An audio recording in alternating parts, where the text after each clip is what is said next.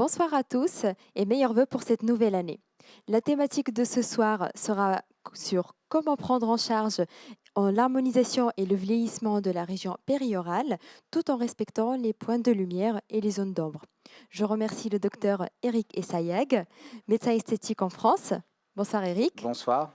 Le docteur Essayag est parmi nous ce soir pour échanger avec vous sur ces différentes techniques. N'hésitez pas à lui poser toutes vos questions sur notre outil de discussion. Je vous souhaite une très bonne formation et un très bon live.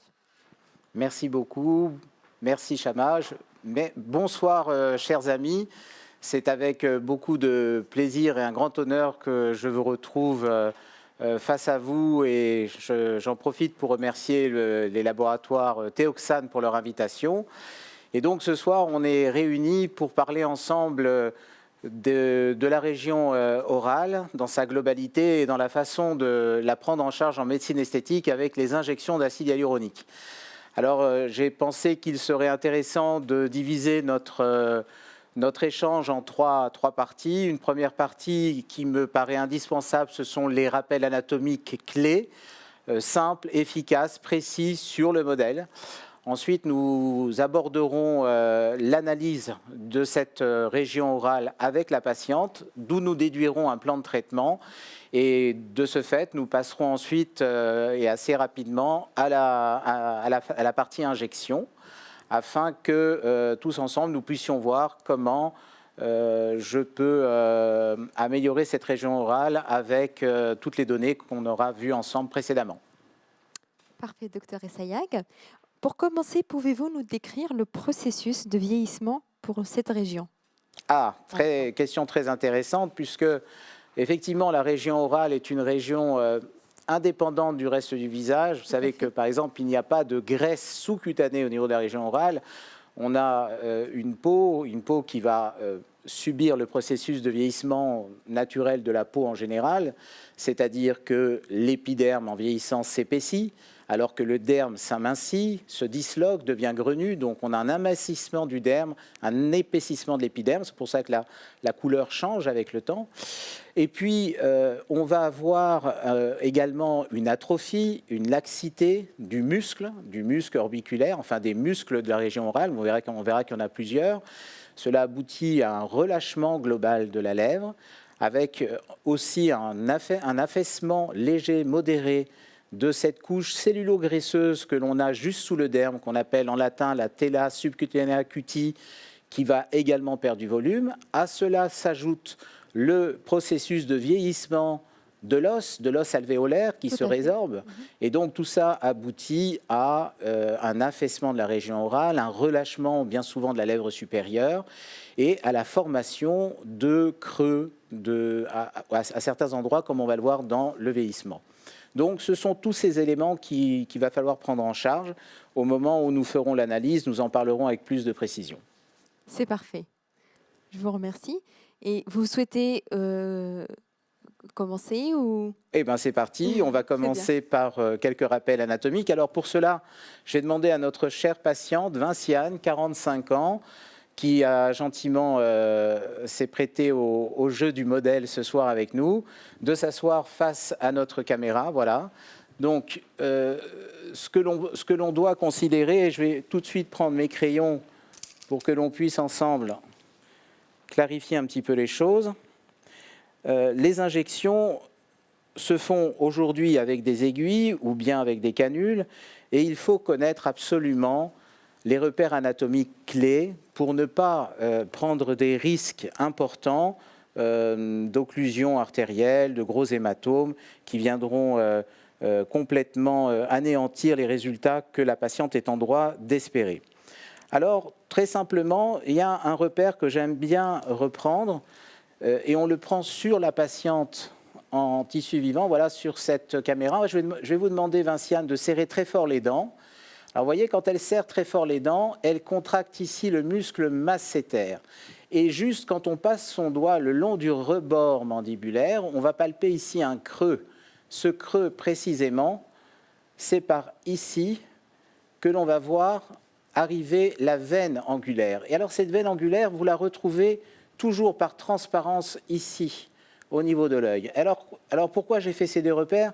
parce que de façon générale, vous pouvez quasiment la tracer au cordeau, et cette veine angulaire, on la retrouvera toujours anatomiquement à plus ou moins 2 mm à cet endroit. Il faut se rappeler que la veine angulaire, la veine faciale qui devient veine angulaire, elle est satellite de l'artère qui met dans un trajet plus superficiel et plus en dehors. Ça signifie quoi? Ça signifie qu'on va retrouver l'artère angulaire un petit peu en avant, à peu près, alors ça dépend de la littérature, on va trouver différents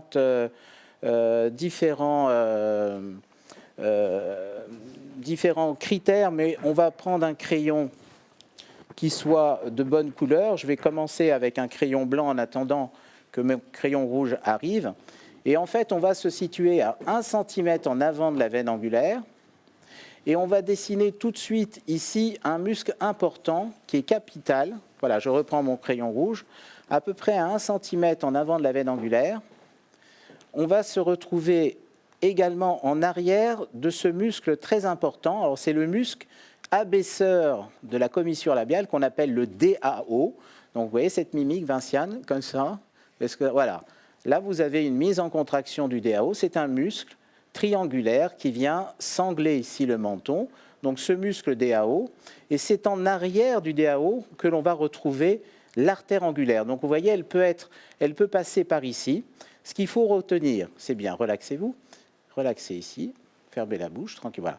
Ce qu'il faut retenir ici, c'est que cette artère angulaire va être extrêmement sinueuse. Elle chemine dans un plan relativement profond jusqu'à cette zone ici qu'on appelle le modiolus. Au passage, elle aura donné des coronaires, une coronaire inférieure que l'on peut retrouver et qui peut tout à fait passer ici, entre le menton et la lèvre inférieure, au niveau du pli labio-mentonnier. Elle va donner également une coronaire que l'on peut retrouver au niveau de la lèvre inférieure. Le plus souvent, cette coronaire, on la trouvera à la jonction entre la lèvre sèche et la lèvre humide. Donc c'est à cet endroit-là, c'est une zone à risque ici, vous voyez, la jonction entre la lèvre sèche et la muqueuse, la lèvre humide. Alors dans 78%, on la trouve à peu près ici. Dans 17% des cas, on va la trouver intramusculaire. Et dans 2% des cas, elle peut être tout à fait sous-dermique, sous-cutanée.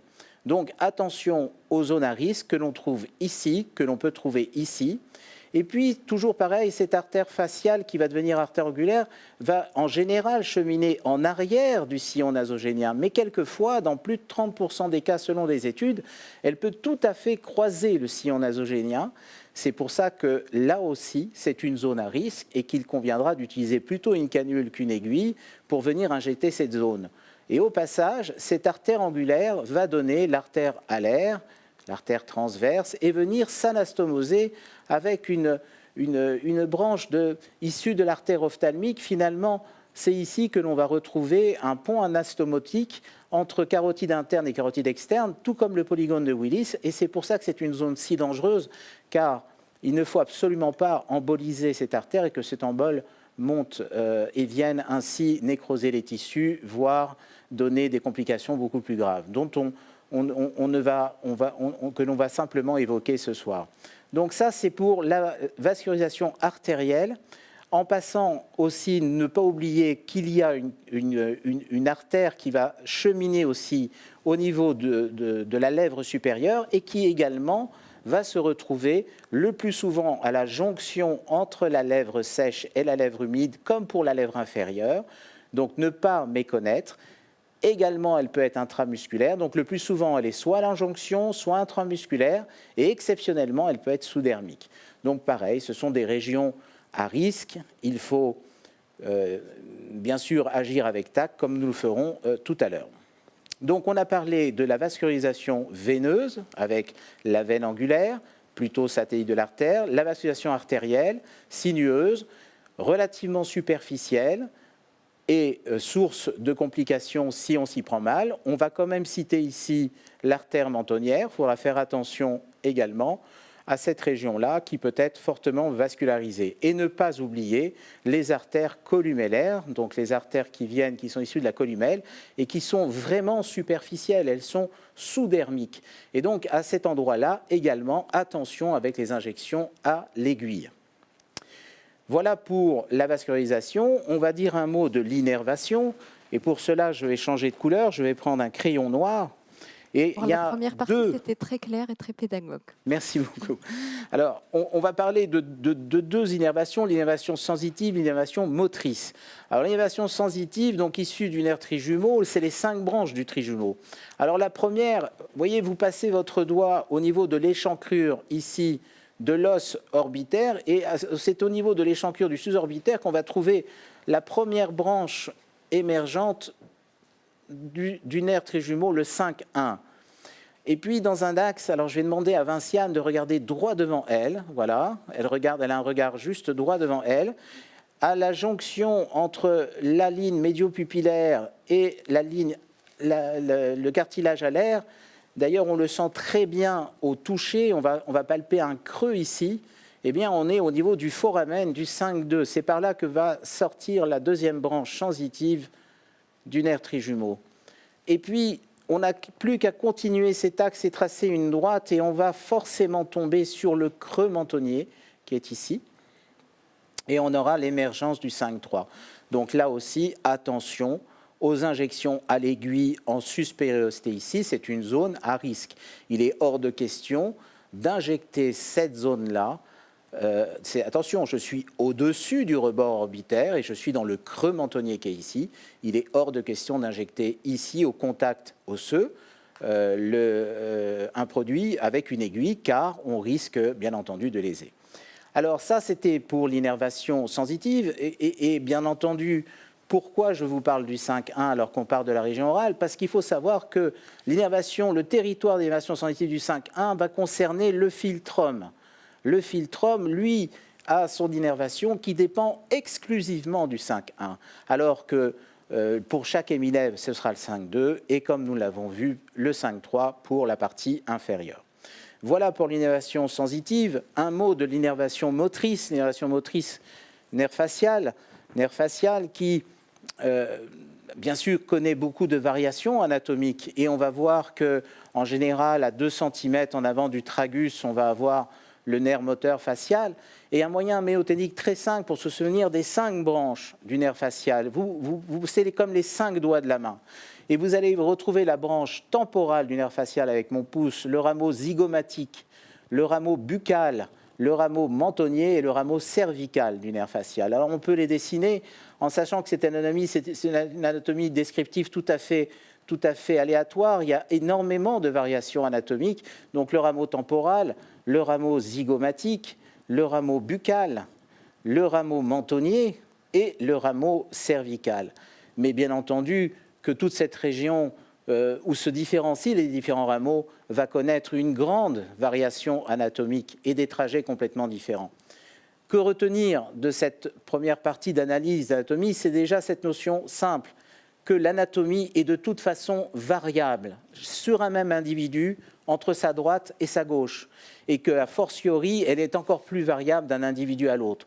On n'a ici que des repères approximatifs, et on en déduit des consignes de sécurité. Pas d'injection à l'aiguille au niveau du sillon nasogénien, pas d'injection à l'aiguille au niveau des creux mentonniers. Extrêmement vigilant avec une aiguille quand on veut redessiner les crêtes filtrales, quand on veut relever la pointe du nez, extrêmement vigilant avec une aiguille lorsqu'on veut aborder la région orale qui va nous concerner particulièrement ce soir à cause de cette jonction entre lèvres jaunes, lèvres humides, où en général à 1 ou 2 mm au niveau de la muqueuse, on va retrouver les artères satellites de l'artère faciale et de l'artère angulaire. Docteur Essayac, nous avons une question, enfin nous avons Oui. plusieurs questions. Oui. Donc une question qui revient plus souvent. Un médecin d'Égypte qui pose la question, est-ce qu'il y a un intérêt d'assister à une session de cadavres pour apprendre un petit peu et approfondir un petit peu l'anatomie? Je pense que l'anatomie, par tradition, en tous les cas en France, elle s'apprend toujours sur cadavre. D'accord. Tout simplement parce que, outre ces rappels théoriques, ces rappels théoriques déjà dérivent de l'étude sur cadavre, et il est bon de voir les différents plans où se situent les différents éléments. Comme je vous le disais tout à l'heure, par exemple, je vous parlais de la veine angulaire, elle est satellite de l'artère dans un trajet plus superficiel et plus en dehors. Mais ça veut dire quoi? Dans quel plan? C'est pour ça qu'il est bon d'étudier peut-être pas tous les jours, mais au moins une bonne fois, les tissus humains, relever chaque plan, le plan cutané, le plan sous-cutané, les différents plans, les différentes loges, les différents muscles, aller jusqu'à l'os, et ainsi découvrir l'anatomie.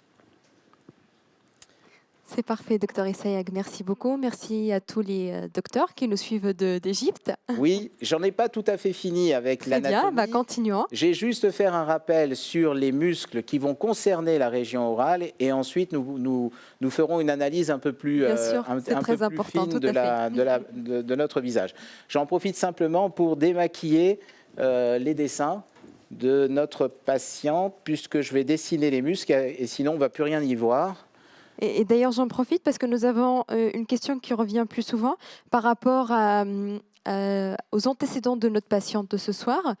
Tout à Est-ce fait. qu'elle a déjà fait des injections auparavant? Alors elle n'a jamais fait d'injection. D'accord, Elle a, dans ses antécédents, pas de problème d'allergie. Par contre, elle fait de temps en temps des boutons de fièvre, de l'herpès. d'accord, C'est pour ça que, l'ayant examinée et interrogée au préalable, elle a pris déjà depuis 2 jours un traitement préventif des poussées d'herpès à base de valacyclovir à raison de 1 comprimé à 500 mg matin et soir, 2 jours avant notre injection de ce soir, et qu'elle continuera 3 jours après. Car toute stimulation du visage peut réveiller un bouton de fièvre. bien sûr. Ça, c'est le premier point. Ensuite, on va faire des injections. Alors, les injections, selon les personnes, ce sont donc des intrusions d'aiguilles avec un risque de saignement. Certaines personnes vont saigner plus que d'autres. Alors, il y a différentes recettes que l'on peut donner. Nous, personnellement, nous aimons bien l'arnica montana, l'apis mellifica, la mammellis virginalis, pour diminuer le risque de bleu, d'hématome, de gonflement.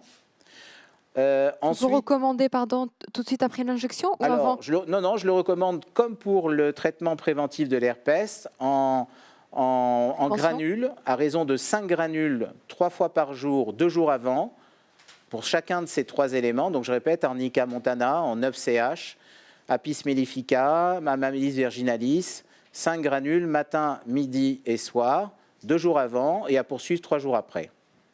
Très bien. Enfin, pour la douleur, vous savez que de toutes les régions du visage, la région orale est sans doute la région la plus douloureuse. Eh bien là, c'est pareil. Nous avons appliqué une crème à base de lidocaïne une bonne demi-heure avant sous occlusion au niveau de la région orale. Il faut simplement retenir que dans la gamme des produits Teoxane que nous allons utiliser ce soir, il y a de la lidocaïne. Et cette lidocaïne va nous aider. Et surtout, on va avoir une stratégie. Quand on va aborder la région orale, on ne va pas aller bille en tête sur les lèvres. On va commencer par travailler la base des sillons, comme on le verra dans un petit instant, afin de commencer aussi à anesthésier le reste du visage. Voilà.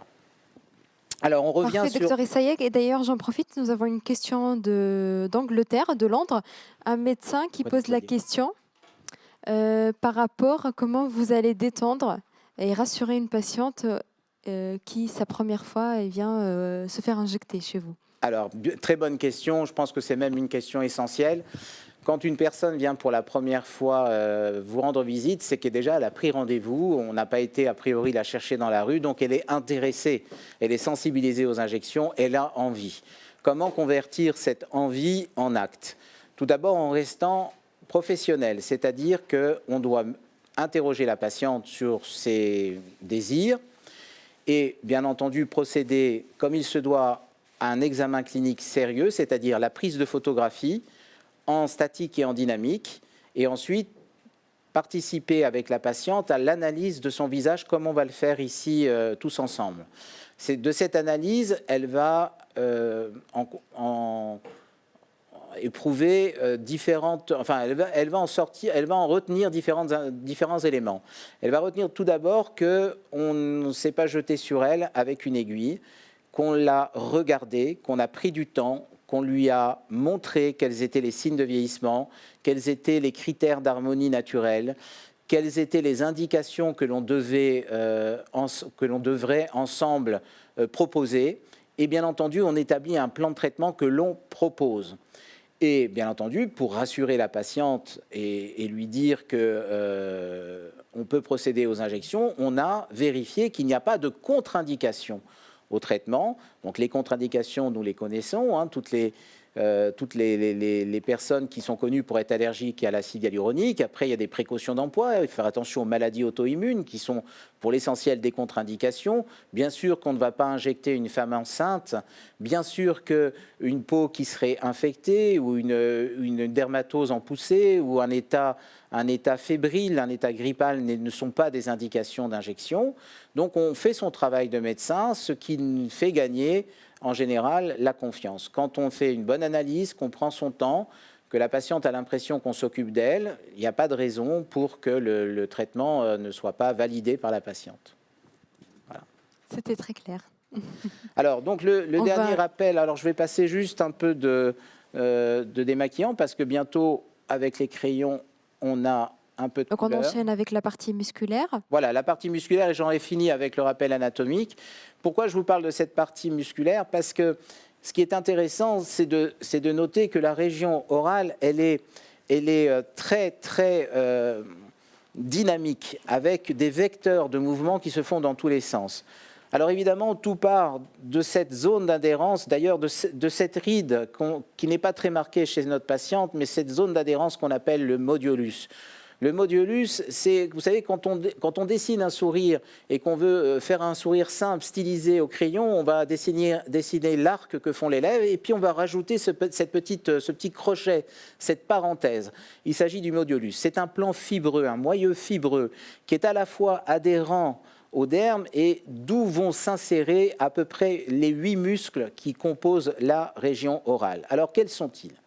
Il y a d'abord l'orbiculaire de la lèvre supérieure, que je schématise ici, c'est un muscle bien entendu plus profond, c'est lui qui va fermer le sphincter oral et être à l'origine de ces rides en plissé, qu'on appelle des rides en plissé soleil ou les rides en rayon de roue qu'on a sur la lèvre. On va avoir bien sûr l'orbiculaire inférieur, donc ces deux muscles servent d'abord à fermer le sphincter oral.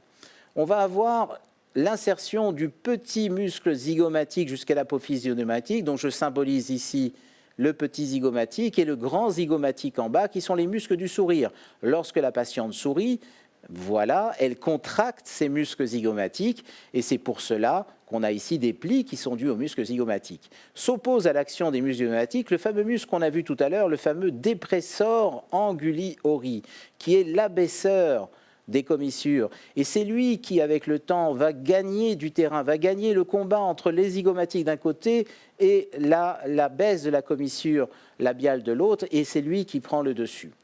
Sous le muscle orbiculaire, on a un muscle qui est l'abaisseur de la lèvre inférieure qu'on appelait avant le carré du menton, le muscle carré du menton, donc c'est l'abaisseur de la lèvre inférieure, et s'oppose à l'action de cet abaisseur, l'action du muscle mentalis. Alors on a deux muscles mentalis, on a un muscle mentalis droit et un muscle mentalis gauche, et c'est ce muscle aussi qui, en vieillissant, va pousser les téguments vers le haut, comme ceci, et majorer ce fameux pli labio-mentonnier que l'on a ici. Donc le vieillissement, vous voyez, de la région orale, c'est ce menton qui pousse comme ceci, ce sont ces DAO qui gagnent du terrain, c'est les muscles zygomatiques qui se relâchent, c'est les orbiculaires qui se contractent et qui créent les petits plis et les petites rides que nous voyons ici. Et d'un point de vue musculaire, cette dynamique va être responsable très rapidement de la formation de ces creux mentonniers. Les creux mentonniers, c'est un creux au niveau de l'os, mais normalement, ce creux est baigné de cette fameuse substance cellulo-graisseuse qu'on appelle la thella succinea acuti, mais dès l'âge de 25 ans, elle va commencer à se creuser parce que cette zone va sans arrêt être cisaillée par les différents mouvements musculaires qui s'articulent ici et qui finissent par isoler le menton du reste de l'ovale. Ne pas oublier qu'un menton jeune, c'est la figure de proue de l'ovale. Il doit être parfaitement intégré dans l'ovale. Il ne doit pas trop parler, c'est-à-dire quand la patiente va prononcer une phrase, dites par exemple « Il fait très chaud ce soir dans la salle ». Il fait très chaud ce soir dans la salle. Voilà, on voit quelques animations, quelques contractions du menton qui viennent témoigner de la contraction des muscles mentalis. Donc voilà pour l'essentiel des muscles. Et on va passer à l'analyse du... Docteur Issayak, nous avons une question de Dubaï maintenant. Oui. Et donc, can you comment on the perfect size and projection of lips? Oui, j'y arrive. Vous pouvez parler en Voilà. français, hein. Donc, on va tout à Comment vous fait. pouvez nous décrire un petit peu Voilà, on va justement les lèvres? maintenant passer à l'analyse du visage de notre patiente précisément. Est-ce que j'ai un démaquillant? Celui-là, c'est celui-là? Parce que là, j'ai du mal à démaquiller. On a un joli rouge carmin qui tient très bien sur la peau, mais qui va nous gêner pour notre analyse. Voilà, c'est peut-être mieux ça. Merci beaucoup. Ah oui, c'est parfait. On efface tout et on va parler de l'analyse. Alors, l'analyse de la région orale, c'est aussi l'analyse du visage. Même si c'est une région indépendante, elle fait partie du visage, elle fait partie d'un tout. Pour être méthodique et pour regrouper l'ensemble des signes à regarder, à prendre en considération quand on analyse le visage, il faut partir sur cette analyse que je propose en 5 facettes de la beauté naturelle. Je vais prendre ici un crayon bleu. Alors, le premier élément, c'est la qualité de la peau. Qu'est-ce qu'on entend par qualité de peau? 3 choses. Unifier la couleur quand il y a des taches ou des rougeurs, améliorer la texture, c'est-à-dire enlever les pores dilatés, retirer les rides, retirer les cicatrices, donner un teint plus clair, plus lumineux, plus harmonieux, et améliorer l'élasticité, parce qu'avec le temps, nous perdons nos fibres élastiques et on a une perte d'élasticité. Alors sur notre patiente, quand on regarde sa peau, elle n'est pas particulièrement tachée, elle est le siège de petits vaisseaux rouges dilatés, elle a une petite érythrose qui éventuellement donne de toutes petites télangiectasies ici à la racine du nez. Elle n'a pas beaucoup de taches et par contre, au niveau de la texture, nous reconnaissons ici quelques petites rides qui sont de véritables fractures du derme. Au niveau de la texture, elle a aussi quelques pores dilatés. On retrouve ici également une vraie fracture de la peau. Vous voyez, si je déplisse sa peau, on voit très nettement, je pense que, voilà, en tournant comme ça, on voit très nettement la fracture dermique qui est ici, qui est une fracture qui s'est construite avec le vieillissement de cette région, avec cette poussée du menton. Voilà pour la peau des lèvres blanches. Et en ce qui concerne les lèvres qui nous intéressent particulièrement ce soir, vous pouvez noter simplement que cette lèvre est simplement déshydratée avec quelques petites fractures. Et vous voyez également qu'on a une perte ici de la netteté du contour de ces lèvres avec ces fractures qui se poursuivent de la lèvre blanche vers la lèvre rose. En fait, le vieillissement, ça va être une disparition progressive de la lèvre rose au profit de la lèvre blanche. Au niveau perte d'élasticité, il faudrait, pour en être tout à fait certain, voilà, je vais tourner Vinciane de profil, il faudrait être tout à fait certain et comparer sur des photos d'agenciens, mais ce que l'on constate le plus souvent, c'est une hyperlaxité de la lèvre supérieure qui s'allonge finalement avec le temps. Mais dans le cas de Vinciane, j'en suis pas forcément persuadé, d'abord parce qu'elle est quand même relativement jeune, encore 45 ans, et je pense qu'elle a aussi par nature une projection des gencives, un dessin des gencives qui fait que j'ai une petite projection de la lèvre blanche en avant. Docteur Essayek, excusez-moi, je vous coupe. Et du coup, quelles sont les attentes de vos patientes aujourd'hui? Parce que vous avez parlé de beaucoup de choses. Vous avez parlé des injections, des petites cassures, de la qualité de peau. Quand elles viennent vous voir, est-ce que c'est plus les rides? Est-ce que c'est plus le relâchement? Est-ce que c'est plus uniquement les lèvres et ces petites ridules, le plissé solaire qui est gênant? Oui. Comment vous allez évoquer tous ces points-là avec la patiente?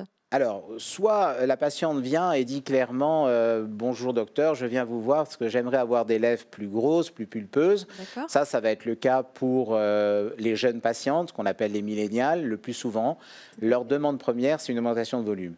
Mais d'autres, pas du tout. Donc en fait, je les invite à faire le distinguo et je leur dis, vous savez, en général, on reçoit 2 types de patientes. On a des patientes qui aimaient bien leur visage tel qu'il était avant, et qui souhaitent simplement retrouver leur visage tel qu'il était avant, sans autre modification. Donc on va appeler cette demande rajeunissement. Et donc sur rajeunissement, on va faire attention à 2 des 5 facettes. J'en ai décrit une seule, c'est la qualité de la peau. Et sur la deuxième facette sur laquelle on va faire un focus dans le cadre du rajeunissement, c'est ce qu'on appelle sur la pureté des contours. C'est-à-dire comment se font les zones de transition entre les unités esthétiques. Et par exemple, si j'en termine avec le rajeunissement de notre patiente, alors et forcément, elle a perdu un petit peu de volume ici. Elle a perdu un petit peu, et on l'a déjà évoqué, de volume au niveau de ses creux mentonniers. Donc au niveau de la pureté des contours, vous voyez, on a déjà matière à restaurer les volumes perdus au niveau des creux mentonniers, au niveau de la base des sillons nasogéniens.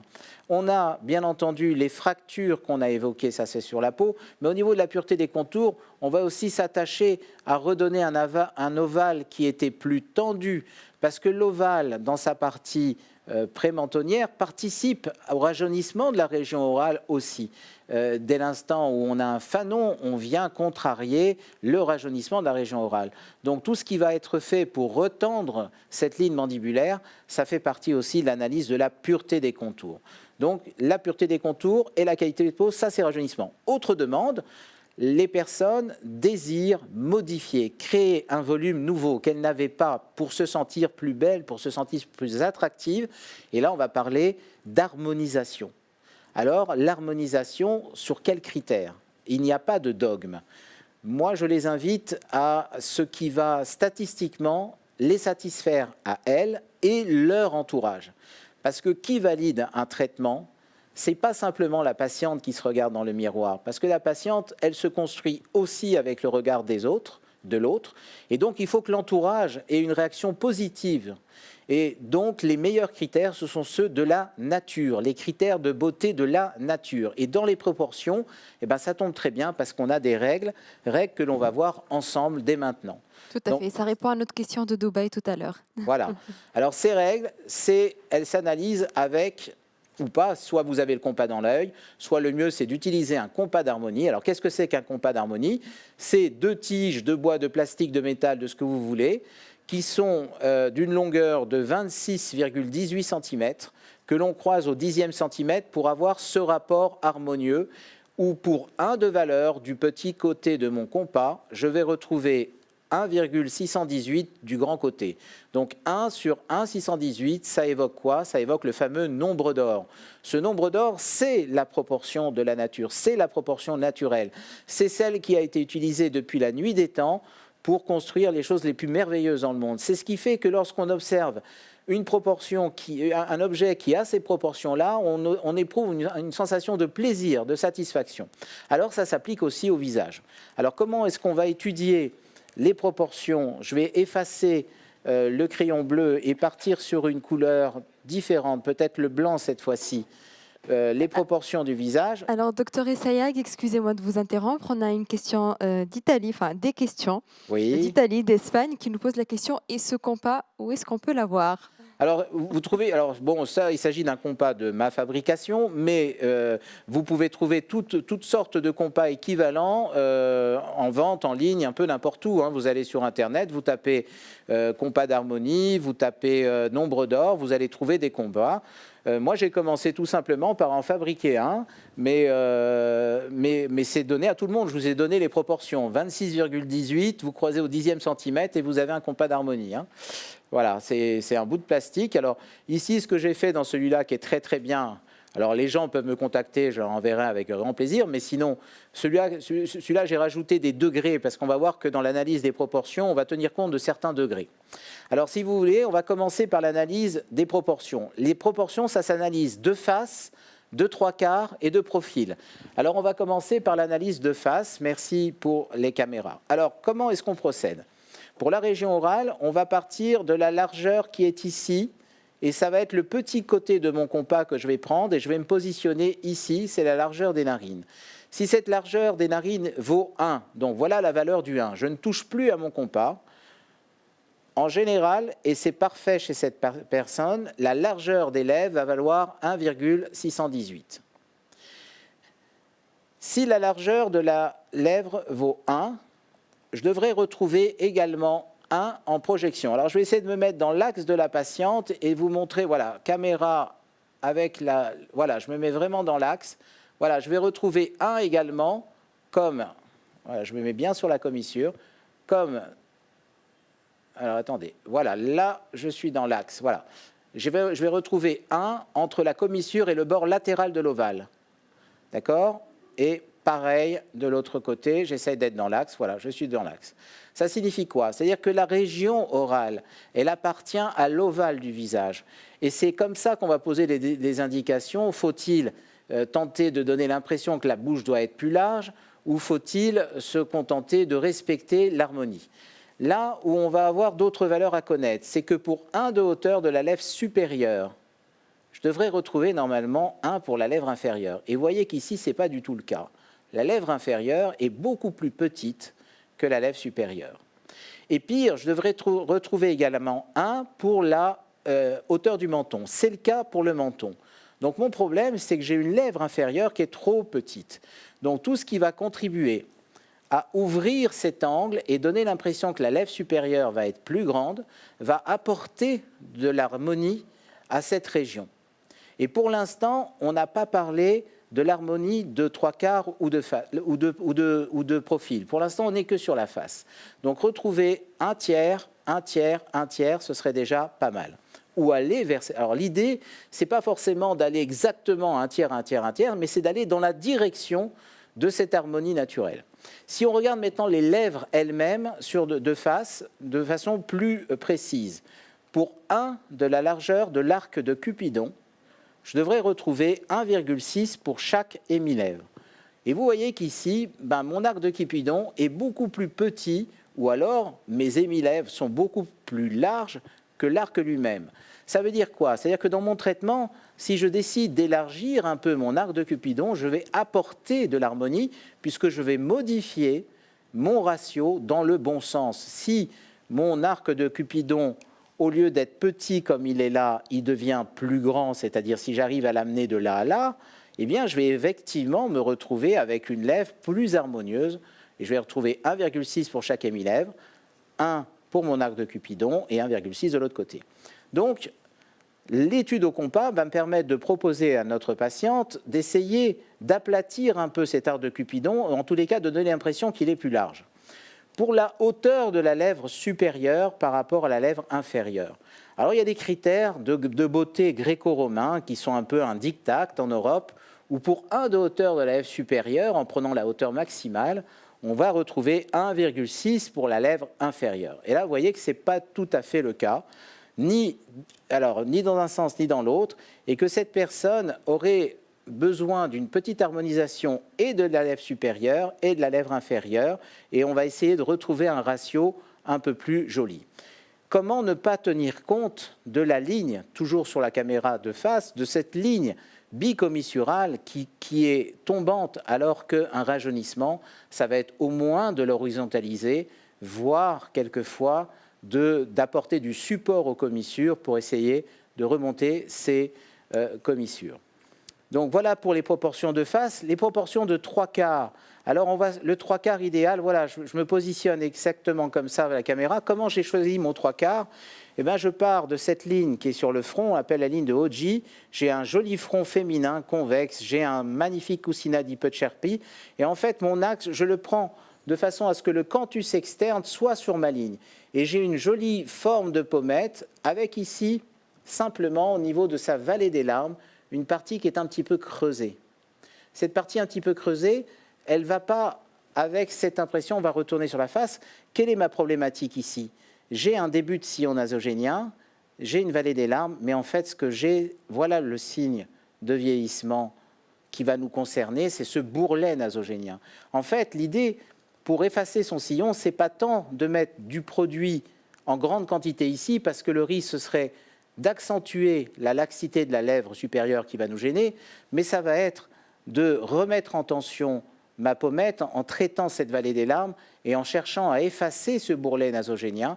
D'ailleurs, c'est ce par quoi nous commencerons pour essayer d'étirer vers le haut et de remonter un petit peu, de déplisser le sillon par une action latérale avec nos acides hyaluroniques. Donc ça, c'est pour ce qu'on peut dire sur le 3/4. Je continue. La ligne est très belle sur le 3/4 et on a une jolie continuité jusque-là.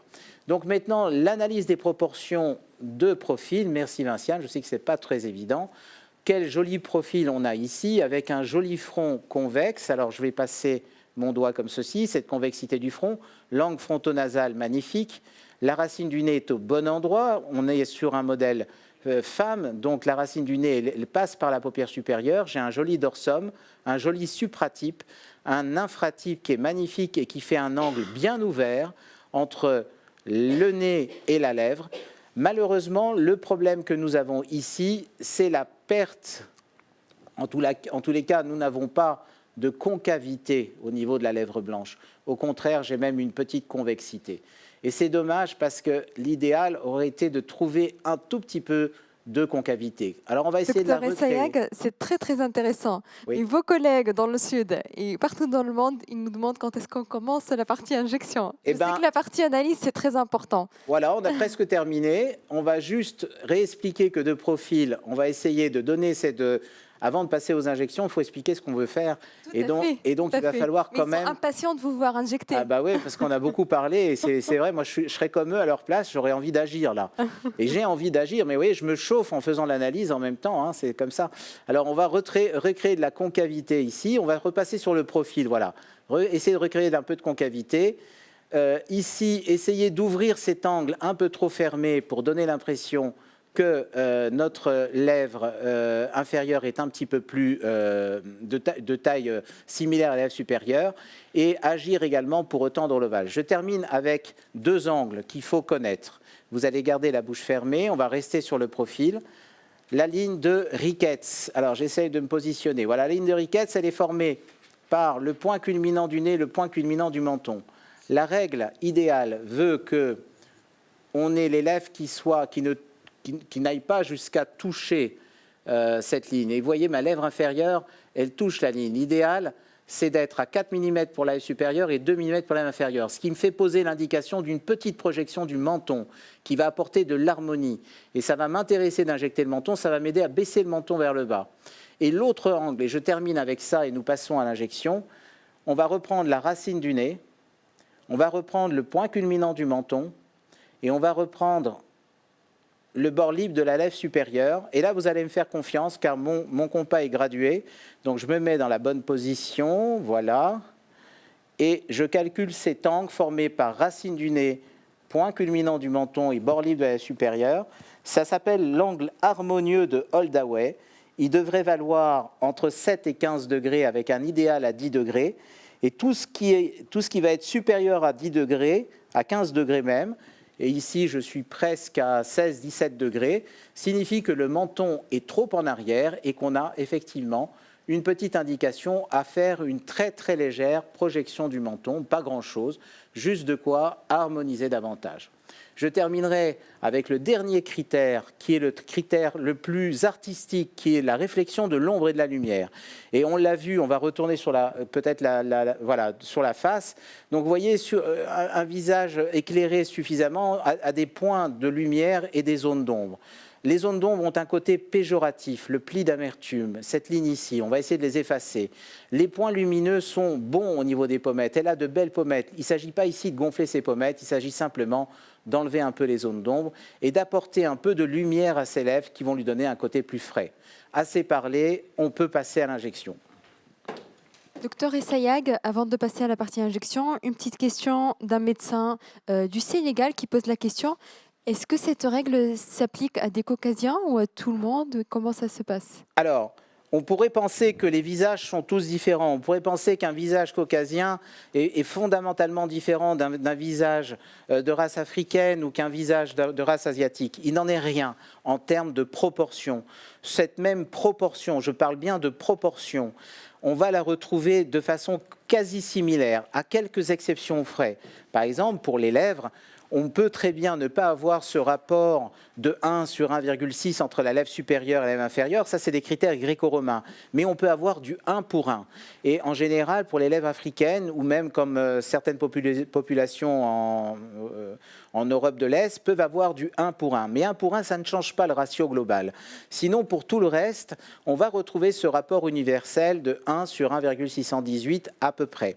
Encore une fois, ça n'est pas un dogme, ça n'est pas une valeur absolue et on n'est pas assujetti à respecter à la lettre.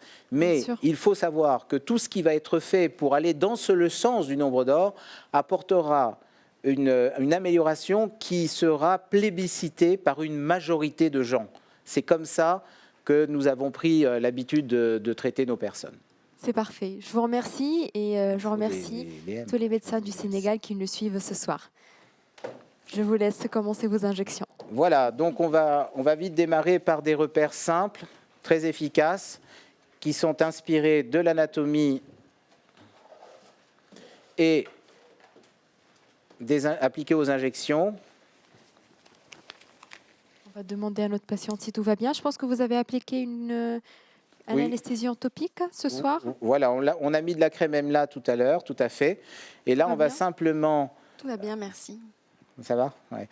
Alors, premier repère, canthus externe, tragus, le haut du pavillon du tragus.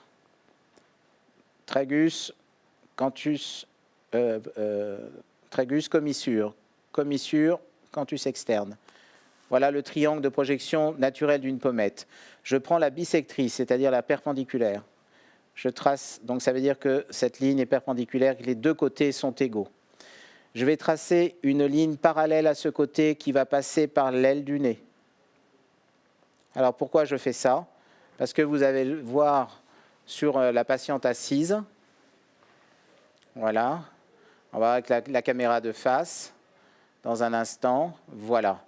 Et bien, vous voyez que le point qui va nous intéresser, il est vraiment situé ici. Donc ce point-là, c'est un point qu'on retrouvera toujours à cet endroit qui va nous permettre de traiter la vallée des larmes. Ici, ça aurait été pour projeter la pommette, ici, pour donner de la tension à la pommette. Alors, dans le travail qu'on va faire pour effacer ce bourrelet nasogénien, eh bien, on va se mettre ici, on va travailler un peu ici, un peu ici. Ensuite, nous viendrons travailler le sillon nasogénien et ensuite le reste. Donc, je vais passer de l'autre côté, je vais commencer par l'autre côté. Alors, vous commencez par le côté le plus marqué? C'est pas chez notre patiente. Si on est... Alors, c'est une bonne question. Si on est dans son cabinet, on va commencer par le côté le plus affaissé, parce qu'on va rétablir, en traitant le premier côté, plus de symétrie. Quand on est en démonstration, quand on est, comme ce soir, en charmante compagnie d'internautes, eh bien, on va commencer par le côté le moins affaissé, ce qui va accentuer la différence entre le côté traité et le côté non traité. Mais le final, évidemment, c'est de traiter les deux côtés de la même façon. C'est d'avoir la meilleure symétrie des moitiés possible. Donc, je vais simplement passer de l'autre côté et commencer mon traitement. Je refais juste les repères et c'est parti.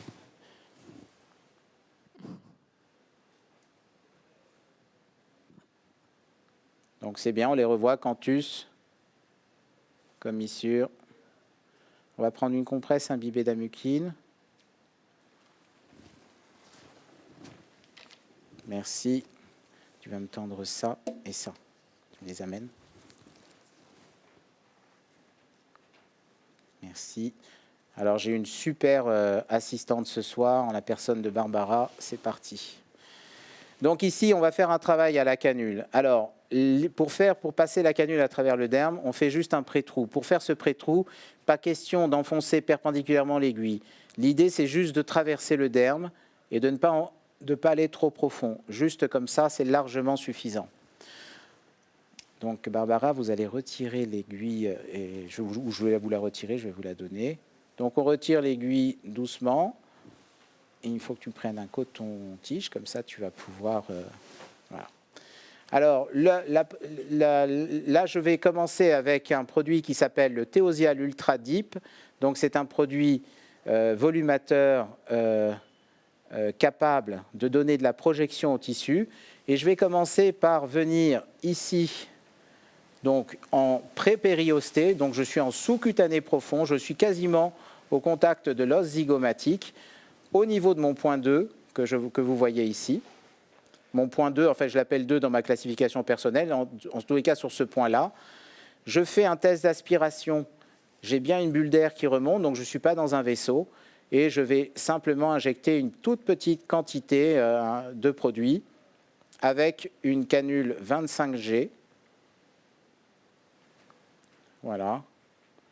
Juste histoire de donner un peu de tension à mes tissus. Ça va, l'injection n'est pas douloureuse? Du tout. Du tout.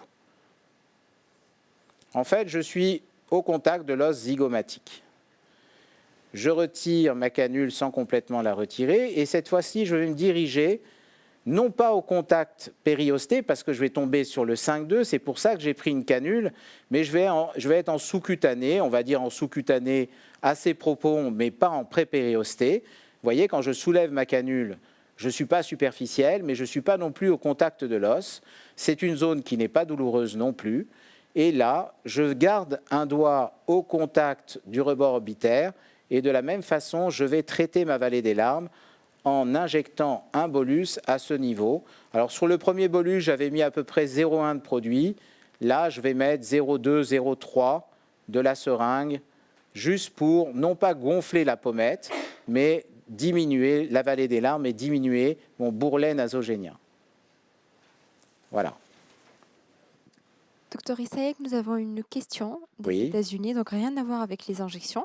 Oui. Mais vous avez parlé tout à l'heure de la qualité de la peau de la patiente et des pores dilatés.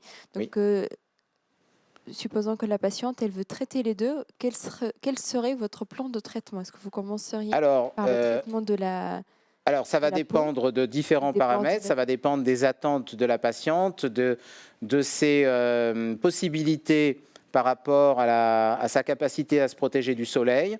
Mais puisqu'on est ce soir dans le thème des injections, si je devais m'occuper de la qualité de la peau avec les injections, j'aurais utilisé les fameux skin boosters ou les fameux, alors dans la gamme Théosia, le RHA1 est un acide hyaluronique assez formidable que l'on peut glisser au contact de la peau et qui va améliorer plusieurs paramètres. L'hydratation, diminuer les rugosités, donc diminuer aussi l'impression de pores et apporter de l'élasticité à nos tissus.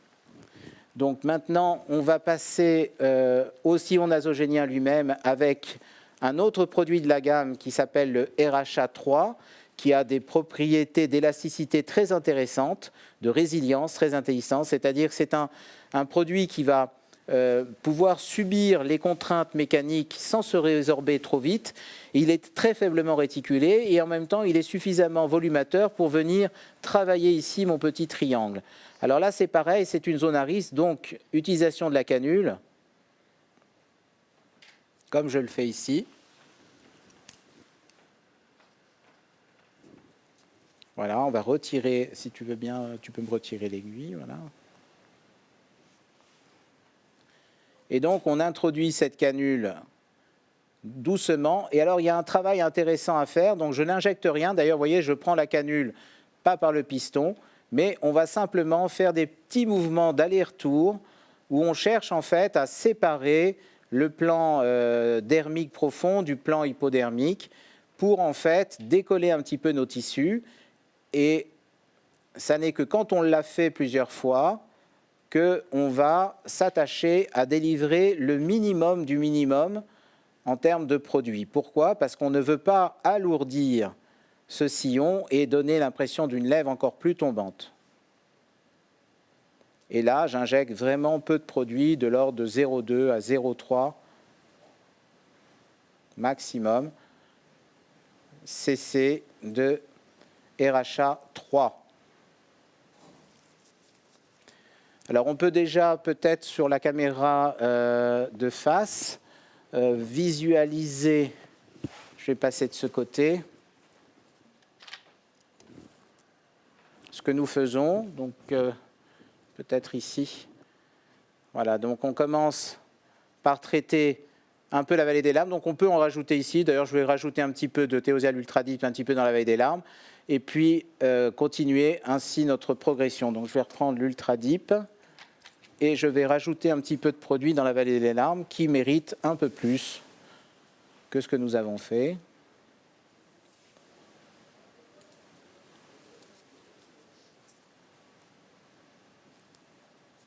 Toujours, donc je répète, ici on est en sous-cutané, pas en pré-périosté.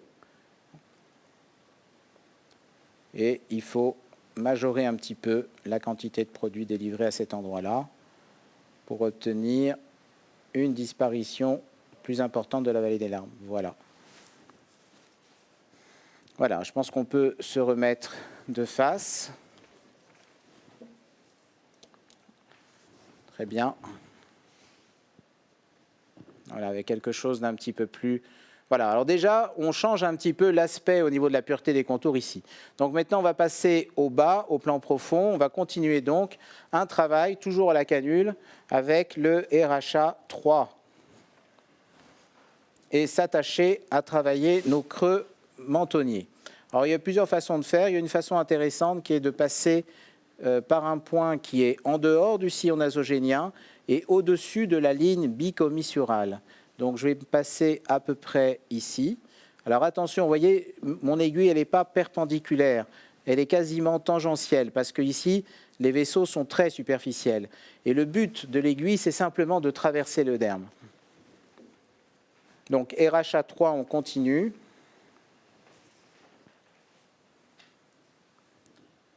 Alors, comme il y a un petit peu d'érythrocuprose, il y a toujours un peu de saignement, mais pas méchant. Et là, vous voyez, je vais passer pas très loin de la commissure. Je suis à 2 mm de la commissure. Et je vais me diriger juste en sous-cutané superficiel. On va dire, je suis en sous-dermique, jusqu'à ma ligne qui est ici. Alors là, petit geste technique, on verticalise la canule et on fait une injection rétrotraçante à ce niveau. Et c'est une façon intéressante de traiter à la fois les creux mentonniers et à la fois le pli d'amertume.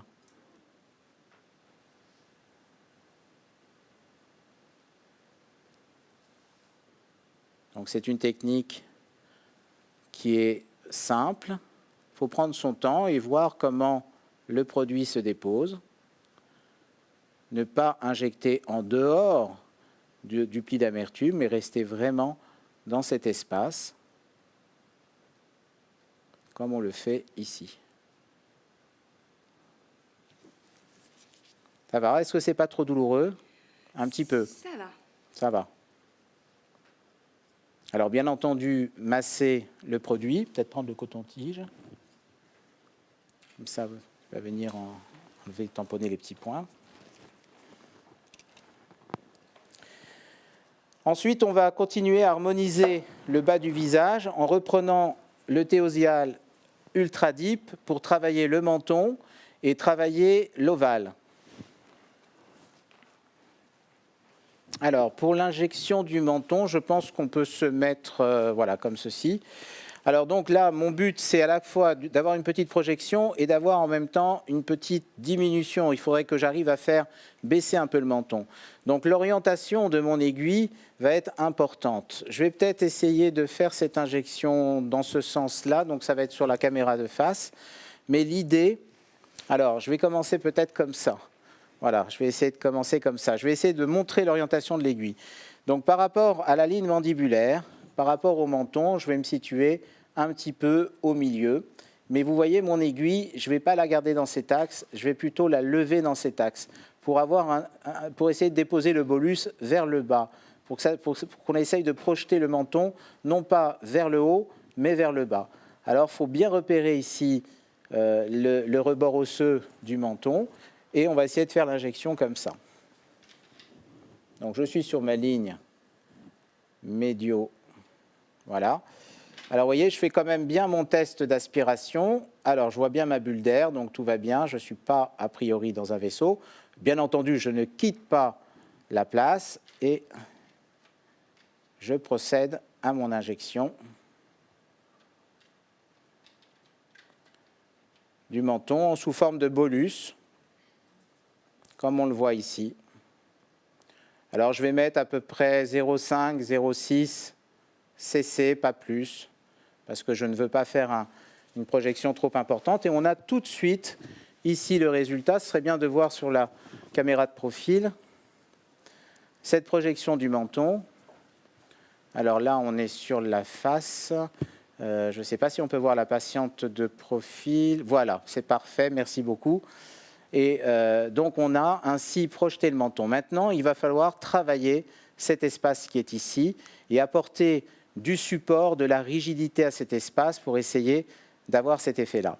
Alors, mon conseil, c'est de faire un passage à la canule au début avec de l'Ultra Deep, qui est rigide, et par-dessus du RHA3 qui l'est moins, et qui va me donner un joli galbe. Donc, pour cela, je vais faire un point d'entrée toujours tangentiel au plan cutané, sur une ligne qui est toujours un peu sensible. C'est toujours un petit peu sensible par ici. Voilà, Barbara va gentiment me retirer mon aiguille de pré-trou. Merci. Et donc, je suis en sous-cutané, je suis vraiment dans le pli labio-mentonnier qui est ici, et je vais essayer d'apporter du soutien, de la rigidité à cet espace.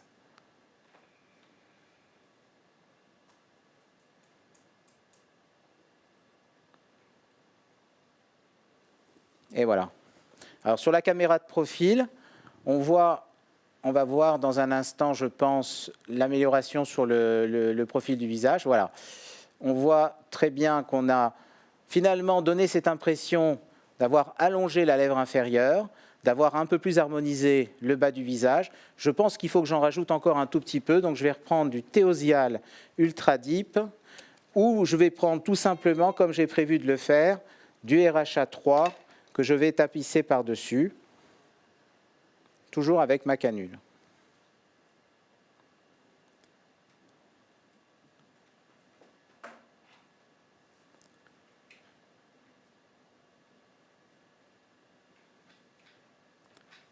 Voilà. Et voilà. On va continuer notre travail sur le bas du visage. Et vous voyez que déjà, peut-être qu'on peut se positionner. Vous voyez, en fait, on va même vous faire asseoir si vous voulez bien.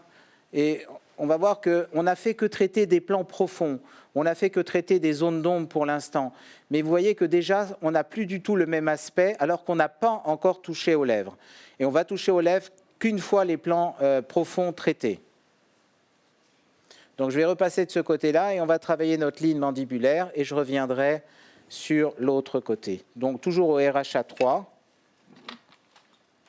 Docteur Essayag, est-ce que vous pouvez nous faire un petit récapitulatif après pour la Oui. zone du menton? Je vous propose de terminer juste ma ligne mandibulaire et on va faire un récapitulatif des plans profonds, des produits utilisés, des doses injectées. Parfait. C'était un médecin de Paris qui posait la question par rapport aux produits et quantités injectées au niveau du bas du visage. Merci. Merci beaucoup.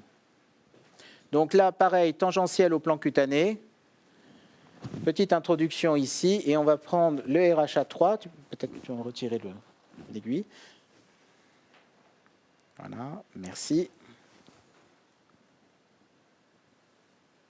Voilà. Alors là, la progression se fait en sous-cutané et on va aller jusqu'au menton. Voilà, vous voyez, ma canule, elle est vraiment jusqu'au menton. Et là, on fait une petite rétrotraçante. L'idée est simplement de venir dessiner un peu mieux la ligne mandibulaire. On peut tout à fait ensuite changer de direction et venir rejoindre notre pli labio-mentonnier qui est ici en mettant peu de produit. Donc si vous regardez bien, je n'ai absolument pas surchargé le creux mentonnier. J'ai agi sur l'angle, sur le menton, j'ai agi en bas. En fait, j'ai agi de façon à étirer et non pas surcorriger ce creux mentonnier. Là, il faut en mettre le moins possible, sinon en dynamique, ce ne sera pas très élégant. Voilà pour les plans profonds, avant d'aborder la région orale. Donc, on va répondre à la question de notre cher ami confrère parisien. Donc, on a traité les plans profonds. Peut-être que, Vinciane, on va pouvoir s'asseoir et montrer ce que nous avons déjà réalisé en termes de prise en charge. Donc, sur le côté déjà traité, donc par rapport au côté non traité. Donc, on a travaillé avec Théosial Ultra Deep à la canule, sur un point latéral pour tendre, sur un plan médian pour restaurer. Alors ici, on a mis 0,2, un peu moins de 0,2, 0,15. Par contre, ici, j'ai dû mettre en tout au moins 0,4 cc de Théosial Ultra Deep. Ensuite, je suis venu à la base du sillon. Et à la base du sillon, j'ai besoin de garder de la compliance dynamique. Alors j'ai utilisé le RHA3 juste pour travailler mon petit triangle qui est ici et apporter cette pureté des contours que j'avais besoin de restaurer. Ensuite, je suis venu en bas et j'ai commencé par travailler la projection du menton parce qu'elle va m'être utile pour tendre mon visage. Et effectivement, elle m'a permis aussi d'harmoniser ces proportions qui étaient un petit peu moins évidentes entre lèvres supérieures, lèvres inférieures et menton. Et donc, j'ai pu donner l'impression d'allonger la lèvre inférieure, comme on le voit très bien sur le profil. J'ai ouvert cet angle aussi. Donc, j'ai travaillé le menton. J'ai travaillé aussi à la canule avec de l'Ultra Deep sur le pli labio-mentonnier. Et j'ai restauré au RHA3 légèrement par une technique de rétrotraçante de bas en haut et de dedans en dehors, le pli d'amertume, enfin le creux mentonnier qui est jusqu'ici. À partir de maintenant, je vais pouvoir travailler ma région orale et on va le faire maintenant. Je terminerai tout à l'heure le côté non traité. On va aller maintenant sur la région orale. Alors, nous avons besoin de travailler la région orale et en volume et en contour. Par quoi commencer? Peut-être par les volumes. Et donc, pour les volumes, comme c'est une zone un peu sensible, on va s'aider d'un instrument tout à fait rigolo, tout à fait intéressant, qui est le vibrata, qui va me permettre de diminuer les sensations de douleur. Alors, non, on va se mettre comme ceci, voilà, et Barbara va simplement tenir ici. Alors, comme je vous disais, on avait peut-être intérêt tout à l'heure à dire qu'il faudrait tendre un petit peu l'arc de Cupidon. On va revenir tout à l'heure sur l'arc de Cupidon. Pour l'instant, je vais parler que des volumes. Pourquoi des volumes? Parce que ma lèvre rose, elle a perdu sa convexité. Je voudrais redonner la convexité à la lèvre rose. Donc je vais me mettre un petit peu en dehors de l'arc de Cupidon, pensant à ce que je devrais faire tout à l'heure avec le contour. Et je vais piquer à peu près 1 millimètre au-dessus et je me dirige vers le milieu de ma lèvre. Alors, on a ici le gag habituel de l'aiguille qui est mal vissée. C'est de ma faute, c'est moi qui l'ai vissé tout à l'heure. Ce n'est pas du tout de la faute de Barbara, c'est de la mienne. Voilà, j'ai rétabli, tout va bien. Et donc, je me pique. Voilà, je suis au niveau du bulge. Et là, je vais simplement délivrer un petit bolus de rien du tout, parce que je ne veux pas du tout en faire trop. Je retire mon aiguille. Je vais faire exactement le même geste de l'autre côté. Et je ne veux surtout pas une projection trop importante. Donc je me mets en dehors de l'arc de Cupidon et je me dirige en dedans. C'est bon. Voilà, en termes de volume sur le bulge, je pense que dans son cas, il faudra faire attention de peut-être pas faire plus que ça. Maintenant, pour chaque émi-lèvre, on va venir ici, Barbara, s'il te plaît. On va se mettre ici, je vais positionner le vibrata. Voilà, je vais le prendre. Hein. Et donc là, c'est pareil, pour ma lèvre supérieure, l'idée, c'est de restaurer un tout petit peu du volume qui est ici. Donc je pique de dehors en dedans, de haut en bas, et je me dirige au milieu, et je fais juste un petit bolus de produit à cet endroit, léger, peu, de l'ordre de 0,1. Voilà, pas plus que ça. Je vais faire exactement la même chose de l'autre côté. Je pense que c'est toujours mieux de travailler de façon symétrique, faire un côté puis faire l'autre à chaque fois, quand on fait les lèvres.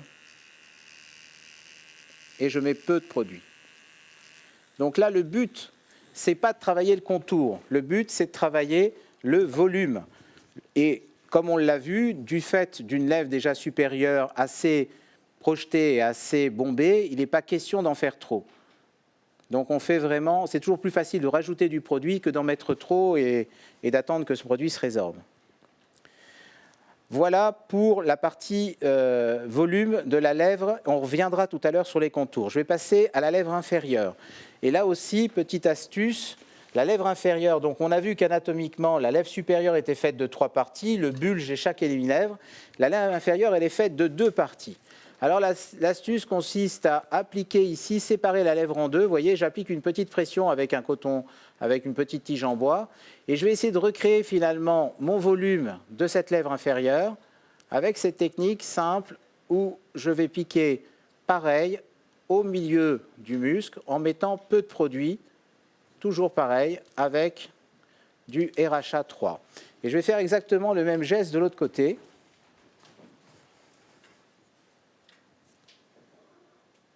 Peut-être que Barbara viendra me soutenir. Oh, je crois que ça va aller.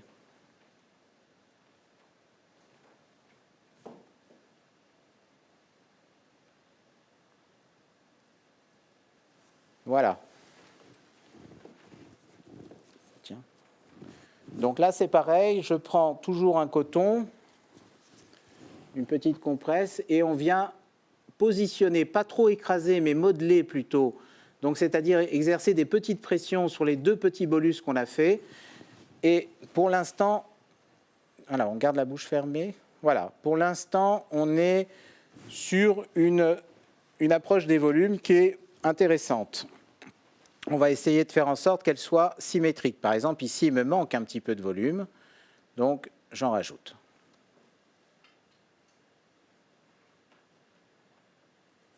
Voilà, on y est. C'est déjà plus intéressant. Donc maintenant qu'on a fait nos volumes, on va passer aux contours et aux commissures. Alors, il y a une façon, chacun fait à sa façon. Moi, ce que j'aime bien, c'est commencer par les commissures et les extrémités commissurales de mes lèvres. Donc, premièrement, je vais essayer de travailler un petit peu par une injection traçante et pas rétrotraçante le bord latéral de ma lèvre supérieure. Donc, je me positionne dans la lèvre et avec cette fois-ci du RHA2, je vais pousser une toute petite quantité de produit. Pas plus que ça. Et vous voyez qu'on a déjà une correction de la commissure juste avec cette petite quantité de produit par rapport à la commissure qui est de l'autre côté, qui est plus tombante. On va faire exactement la même chose de l'autre côté.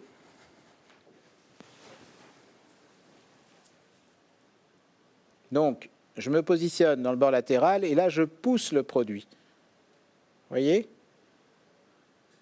Et on a également une petite définition intéressante et on commence à relever un tout petit peu les commissures. Alors, on va continuer ce travail sur la commissure avant d'aborder le reste du contour. Alors, je vais demander à la patiente d'ouvrir la bouche, pas trop, juste comme ça, un peu plus, alors entre les deux, un petit peu plus. Et donc, l'idée là, c'est que je vais, avec du RHA2 cette fois-ci, donc, traverser cette commissure de façon très superficielle et faire une petite rétrotraçante à ce niveau. Fermé. Voilà. Et comme vous pouvez le constater, on commence encore à remonter davantage la commissure. Et ce n'est pas tout. On va continuer notre travail. Alors avec la main libre et le pouce, j'essaie de recréer mon pli. Je vais me mettre au milieu de ce pli. Et cette fois-ci, je vais faire une technique qu'on appelle le cloutage. C'est-à-dire que je vais injecter perpendiculairement ce pli. Et à mesure que je rentre et que je sors, je continue d'appuyer sur la seringue. Donc je vais perdre du produit, mais c'est pour essayer d'armer perpendiculairement mes tissus vers le haut, comme je le fais ici.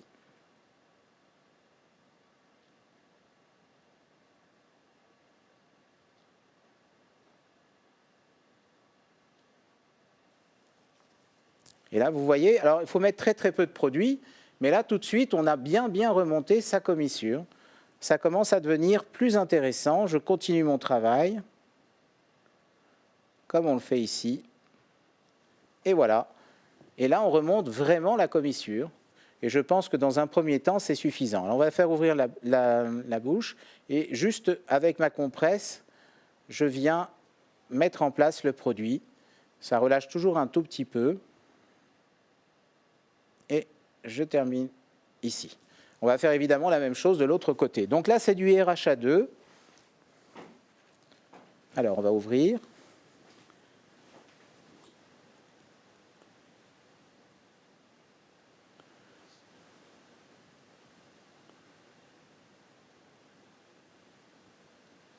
On va fermer.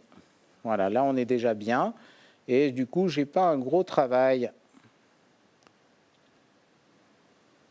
Voilà mon travail de cloutage, perpendiculairement.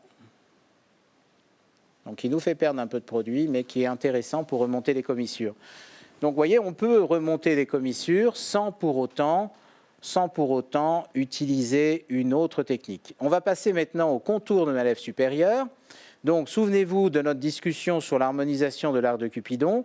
Donc, moi, je veux qu'il soit plus grand, cet arc de Cupidon. Donc, je vais me placer en dehors et je vais injecter très superficiellement sur toute sa longueur ce fameux arc.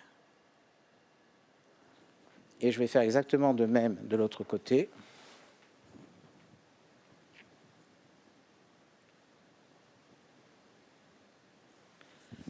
Voilà. L'idée, c'est en fait de l'étaler et d'essayer d'en créer un qui soit plus large. Voilà. Et déjà là, c'est un peu mieux. On va continuer à travailler les contours. Alors, comment je travaille les contours? Biseau vers le haut, très superficiel, vraiment dans un plan très, très superficiel. Je dépose, mais très, très peu de produit. Alors là, je me méfie, il y a souvent un petit vaisseau. Je vais essayer de ne pas me le prendre. Parce que là, je travaille à l'aiguille. Et je suis à la jonction, je ne suis pas dans le canal virtuel, je suis à la jonction entre la lèvre blanche et la lèvre rose, mais plutôt côté lèvre rose pour ne pas justement donner un contour de lèvre qui soit trop épais.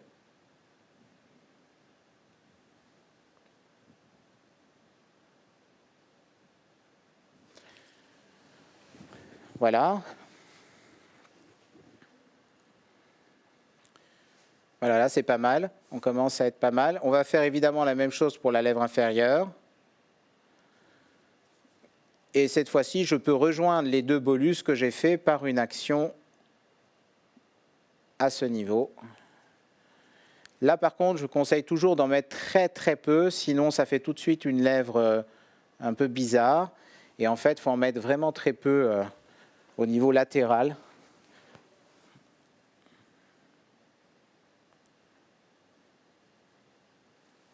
Voilà, ben, j'ai presque mis ma seringue entière de RHA2 et vraiment 2 gouttes de RHA3. Le RHA2, s'il m'en reste un petit peu, pourquoi ne pas faire un travail dermique au niveau de mon pli labio-mentonnier? Comme ça, on aurait eu toute la gamme au même endroit. On aurait eu un peu d'ultra-deep en profond, un peu de RHA3 dans un plan sous-dermique et dans un plan dermique, un peu de RHA2, ce qui permet de faire un travail en couche tout à fait intéressant.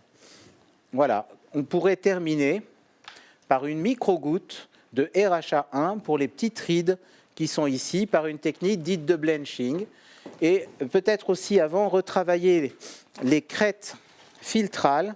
Alors pour les crêtes filtrales, je vais quand même reprendre un peu de RHA2.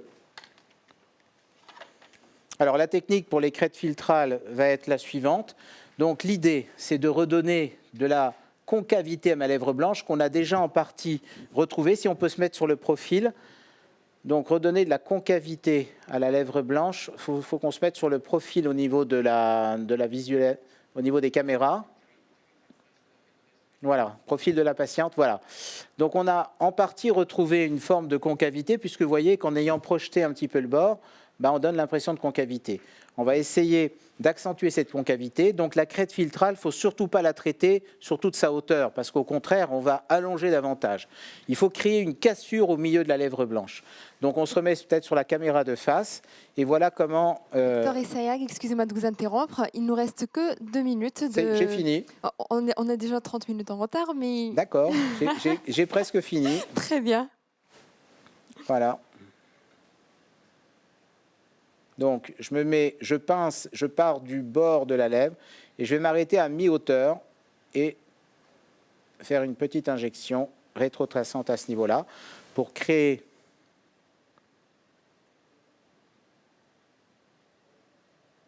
voilà, je m'arrête à mi-hauteur et je fais une rétrotraçante. Voilà.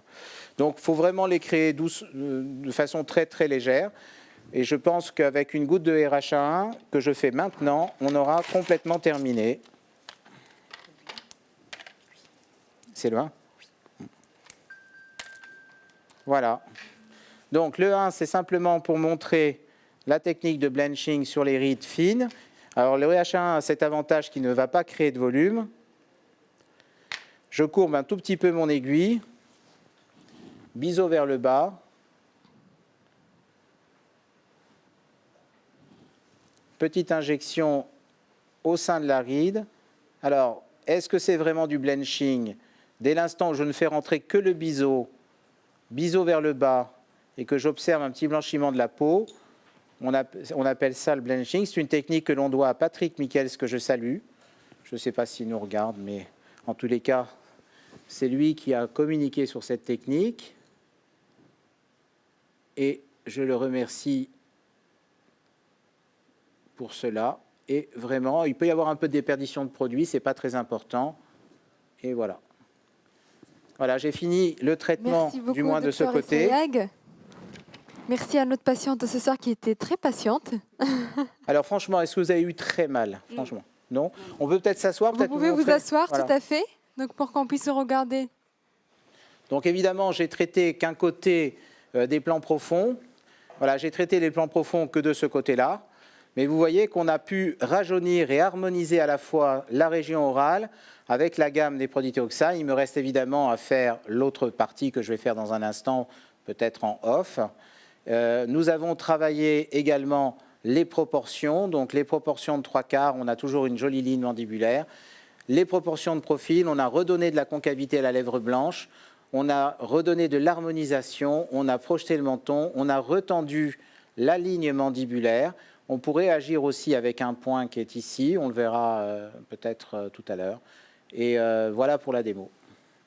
Le résultat, il est très très bien, spectaculaire. Merci. Merci beaucoup, Dr. Essayag.